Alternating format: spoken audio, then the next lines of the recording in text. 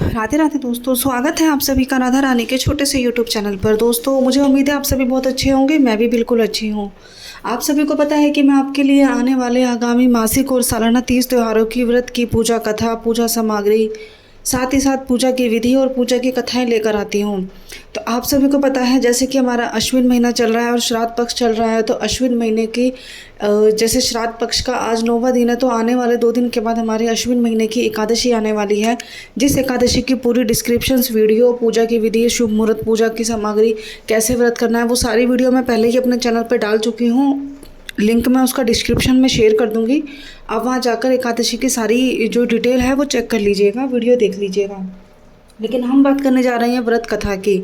आप सभी को पता है, अगर आप मेरे चैनल पर पहली बार आए हैं तो शायद आपको नहीं पता होगा, लेकिन जो मेरे चैनल पर रोज़ हमेशा आते हैं उनको पता है कि कोई भी पूजा पाठ बिना व्रत के, बिना कथा के अधूरी होती है। तो आज हम बात करने जा रहे हैं एकादशी व्रत कथा की। तो अपना समय ज़्यादा ना बर्बाद करते हुए चलते हैं सीधा अपनी वीडियो की तरफ। अगर आप मेरे चैनल पर पहली बार आए हुए हैं तो मेरे चैनल को लाइक कीजिएगा, सब्सक्राइब कीजिएगा, वीडियो को शेयर कीजिएगा। तो दोस्तों, एक समय की बात है, भगवान कृष्ण से युधिष्ठिर जी ने पूछा कि युधिष्ठिर जी ने जब भगवान कृष्ण से पूछा कि आपने मुझे सारे साल की व्रत कथाएं और एकादशी का महत्व बताया, कृपया अश्विन महीने की एकादशी व्रत का महत्व और उसकी कथा सुनाएं।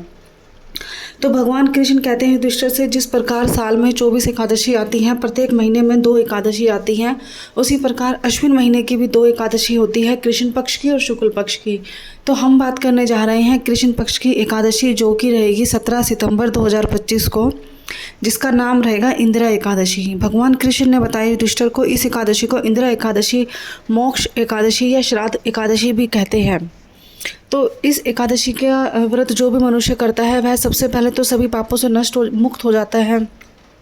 उसके जीवन के जितने भी दुख होते हैं वह समाप्त हो जाते हैं। उसे जीवन के सभी सुख संपत्ति उसको प्राप्त होती है। साथ ही साथ उसको मोक्ष का द्वार मिल जाता है, यानी कि मृत्यु के बाद उसको मोक्ष प्राप्त हो जाता है।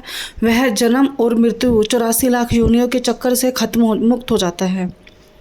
और इसी के साथ साथ जो भी व्यक्ति एकादशी के दिन, यानी कि श्राद्ध पक्ष की इंदिरा एकादशी के दिन पूजा करता है, पाठ करता है, व्रत करता है, अनुष्ठान करता है, उसे एक साथ अश्वमेध यज्ञ का फल प्राप्त होता है। तो अब बात करने जा रहे हैं हम एकादशी के व्रत कथा की। तो एक माहेश्वती नाम का एक नगर था। माहेश्वती नाम के नगर में एक राजा रहता था। राजा का नाम था इंद्रसेन। राजा इंद्रसेन अपने नगर में अपने कार्यों से लेकर बहुत प्रसिद्ध था, क्योंकि राजा इंद्रसेन अपने नगर की, अपनी जो प्रजा थी, उन सभी का परिपूर्ण ख्याल रखता था। उन सभी के सुख दुख में उनके साथ रहता था। गरीब के लिए और अमीर के लिए वह परस्पर ही जो निर्णय लेता था, जो कार्य करता था, वह बराबर ही करता था। उसकी नज़र में कोई अमीर गरीब नहीं था। राजा इंद्रसेन अपनी सेना की, अपनी सेना, अपने प्रजा की पूरी रक्षा करता था। वह अपने कार्य, अपने न्यायपूर्वक और अपने विनम्र स्वभाव के लिए न सिर्फ अपने नगर में बल्कि अन्य आसपास के दूसरे नगरों में भी प्रसिद्ध था। राजा इंद्रसेन एक दिन अपने सभी कार्यों को समाप्त करके उसने अपने नगर की कुछ मुखियाओं को, अपनी प्रजा को बुलाया सभा के लिए। तो जब राजा इंद्रसेन अपने नगर अपने मुखियाओं के साथ सभा के लिए आकर बैठे, तो सभा में राजा इंद्रसेन की बहुत प्रशंसा हुई, बहुत चर्चा हुई। सभी ने उनका खूब आदर किया, सम्मान किया। तो जैसे ही वह सभा में बैठे तो उन्होंने देखा कि अचानक से आसमान से नारद भगवान उतरकर उनकी सभा में आए और बैठ के उनकी प्रतिष्ठा में आनंद लेने लगे। तो जब राजा इंद्रसेन ने देखा कि नारायण भगवान हमारी सभा में आए, तो राजा इंद्रसेन ने सबसे पहले, और प्रजा के सभी लोगों ने सबसे पहले उनका हाथ जोड़कर विनम्र भाव से स्वागत किया, उनकी आराधना करी, पूजा करी। राजा इंद्रसेन ने जब नारद भगवान का आदर सम्मान किया, उसके बाद उनसे पूछा कि मैं अपनी राज्य और अपनी प्रजा का पूरा ध्यान रखता हूँ, उनके सुख दुख में उनके साथ रहता हूँ, उनका अच्छा बुरा, उनकी हर चीज़ की मैं चिंता करता हूँ, हर तरीके से मैं उनके लिए एक अच्छा राजा साबित हुआ हूँ। और साथ ही साथ राजा का जो स्वभाव था वह स्वभाव था, लेकिन इसी के साथ साथ मैं भगवान विष्णु की आराधना भी करता हूँ, भगवान विष्णु की पूजा पाठ करता हूँ। दिन भर में मैं कई बार भगवान विष्णु का नाम जप कर लेता हूँ, भगवान विष्णु के प्रत्येक व्रत करता हूँ, निष्ठा से करता हूँ। मेरी तरफ से कभी कोई कमी नहीं रही, तो हे नारद, आपका मेरी सभा में आने का क्या कारण हुआ? किस गलती की वजह से आप मेरी सभा में आए हुए हैं? तो नारद बोले कि नहीं राजा, तुम्हारी कोई गलती नहीं, तुम्हारी तरफ से कोई परेशानी नहीं है। मैं तुम्हारी सभा में इसीलिए नहीं आया कि तुम्हारे अंदर या तुम्हारी वजह से कोई गलती है या कोई कमी है, बल्कि मैं तुम्हें एक बार की बात बताता हूँ। मैं एक बार ब्रह्मलोक से यमलोक गया यमराज की सभा में। वहाँ मैंने देखा यमराज की सभा बैठी हुई थी और यमराज तो था धर्मराज नाम के राजा की बहुत प्रशंसा कर रहा था। उसको बहुत प्रशंसा करके उसको यमलोक से विष्णुलोक भेज रहे थे। तो वहीं मैंने देखा कि तुम्हारे जो पिताजी थे वहाँ पर बैठे हुए थे, श्रीमान तुम्हारे पिताजी वहाँ बैठे हुए थे। और मैंने उनसे पूछा कि तुम्हारा यहाँ आने का वजह, तो उन्होंने बताया कि मैंने एक बार एकादशी का व्रत भंग कर दिया था, जिसकी वजह से मुझे नरक भोगना पड़ रहा है। लेकिन तुम्हारे पिताजी ने तुम्हारे लिए संदेश भिजवाया है मेरे द्वारा, और जिस संदेश को लेकर मैं तुम्हारे पास आया हुआ हूँ। तो राजा इंद्रसेन बोले अवश्य सुनाए मुझे वह संदेश। तो नारद जी ने बोला कि तुम्हारे पिताजी कह रहे हैं कि तुम अश्विन महीने की एकादशी का व्रत रखो विधि पूर्वक, जिससे कि उन्हें मोक्ष की प्राप्ति हो जाए और वह नरक लोक से यानी कि यमलोक से विष्णु लोक वैकुंठ लोक को प्राप्त हो जाए।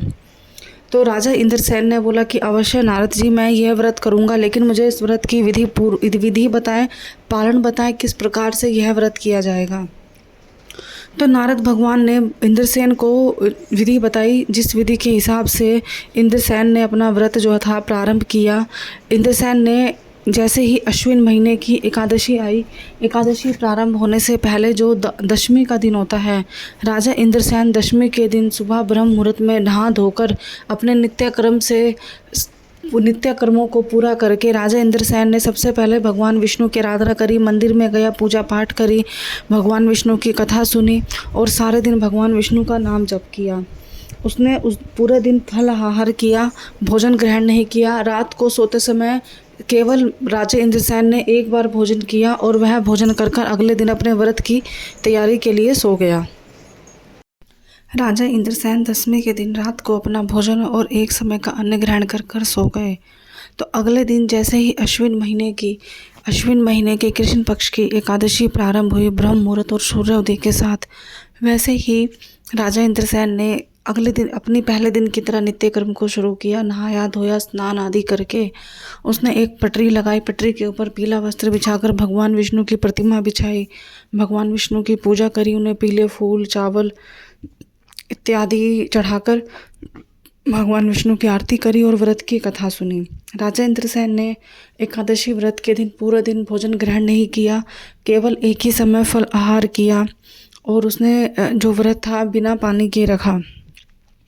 कुछ व्रत ऐसे होते हैं एकादशी के जो पानी के साथ रख लेते हैं, कुछ बिना पानी के भी। आप अपने शरीर की क्षमता के हिसाब से यह व्रत रख सकते हैं।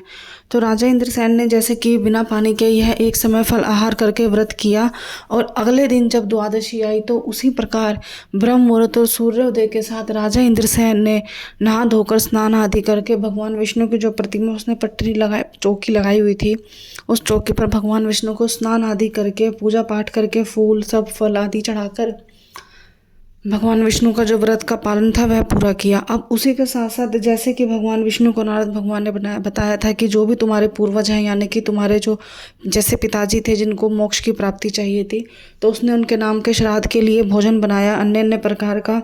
और यह भोजन सबसे पहले वह जाकर ब्राह्मण को देकर आया और नारद मुनि के बताए हुए हिसाब से यह भोजन राजा इंद्रसेन ने केवल सूंघा, खाया नहीं।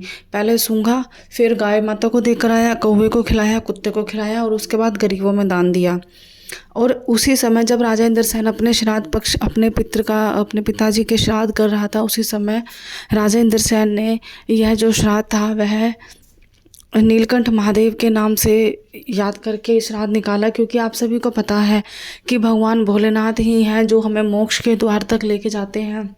हम जब भी जैसे हिंदू सनातन धर्म में कोई भी व्यक्ति मरता है और जब उसकी अंतिम यात्रा पूर्ण होती है और वह शमशान घाट द्वार पहुंचता है तो वहाँ पर हमें भोले बाबा की मूर्ति दिखती है, क्योंकि वह हमारे मोक्ष का द्वार तक हमें लेके जाते हैं। तो राजा इंद्रसेन ने नीलकंठ महादेव को याद करके अपने पिताजी का श्राद्ध निकाला और गरीबों को दान दिया, सब कुछ करके फिर उसने आखिरी में भोजन ग्रहण किया। तो जैसे ही राजा इंद्रसेन ने विधि पूर्वक अपना एकादशी का व्रत पूरा किया, तभी राजा इंद्रसेन देखता है कि उसके पिताजी को गरुड़ पर विष्णु भगवान यमलोक से वैकुंठ लोक लेके जाते हैं और उसके पिताजी को मोक्ष मिल जाता है। तो राजा इंद्रसेन बहुत खुश होता है और राजा इंद्रसेन ने अपनी प्रजा, अपने आसपास के नगरों में भी एकादशी के व्रत का महत्व बताया। राजा इंद्रसेन अपनी ताउम्र आगे चलकर प्रत्येक महीने की दोनों पक्ष की एकादशी का व्रत करता रहा।